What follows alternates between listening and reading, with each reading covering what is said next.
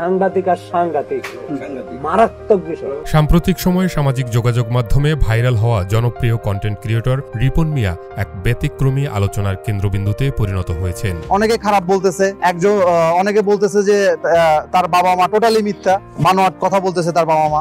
অনেকে বলতেছে যে না, সে আসলেই ভরণ পোষণ করে না। ওনার ছোট বোন বললো যে আমার মাও ভালো, আমার ভাইও ভালো। একটি জাতীয় গণমাধ্যমে প্রকাশিত প্রতিবেদনে দেখা যায় তিনি তার পিতামাতার খোঁজ খবর রাখেন না এবং ভরণ পোষণও করেন না। আমি ভাইবো, রিপনের ভাইবো, রিপনের মাসে 2000 টাকা দেয়, বাবারা দেয়, মারা দেয়, তারপরে অগরবেলা দেওয়া হয় না। এই খবর প্রকাশের পরপরই তার নিজ বাড়িতে গিয়ে দেখা যায় বাড়িতে তালা, নেই মা বাবাও। বাড়িতে ইউটিউবার এবং কন্টেন্ট ক্রিয়েটরদের ভিড়, এলাকাটিও সরব ভরে গেছে কৌতূহলী জনতা, ইউটিউবার এবং অন্যান্য কন্টেন্ট ক্রিয়েটরদের আনাগোনায়। উনি এত ভালো ভিডিও বানায়, সবাই ওনাকে এত ভালোবাসে।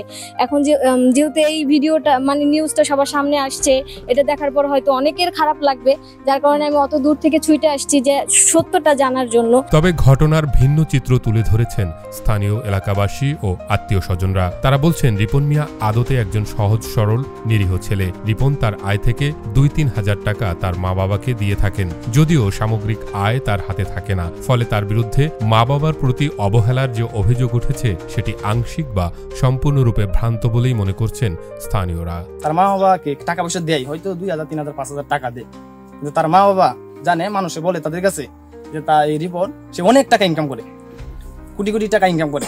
সেই প্রেক্ষিতে তার মা বলছে যে রিপন মিয়া আমার ছেলে আমাদেরকে দেখে না। আসলে বিষয়টা এরকম না। রিপন অত্যন্ত সচেতন মানুষ, একজন সহজ সরল মানুষ, অত্যন্ত ভালো লোক।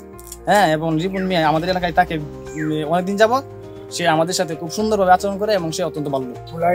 প্রতি মাসে 2000-3000 করে টাকা দেয়। যদি একটা ছেলে 2000-3000 করে টাকা দেয়, তাহলে দুজনের কি আরো লাগে? 3-4টা পুরো আমাদের টাকা দেয়। আমি আপন ছেলেটা রিপন সবের আঙ্গই ভালো। আমরা এই যে ধরেন বিষয়ের মধ্যে সবের কাছে ভালো। সে আজ পর্যন্ত কেউ সাথে ঝগড়া করে নাই, কিংবা কেউ সাথে কথাবার্তা লাগে নাই, সবের সাথে সুন্দরভাবে চলছে। মা বাবার খোঁজ নেয়, কিন্তু বাপের নিতে চায় না। আমার চাচা আছে যে, আমার চাচা নিতে চায় না। বর্তমানে রিপন মিয়া কোথায় আছেন সে বিষয়ে নিশ্চিত হওয়া যায়নি। তবে তার নিজ এলাকায় তিনি যেমন জনপ্রিয়, তেমনি সহানুভূতির পাত্র হয়ে উঠেছেন অনেকের চোখে।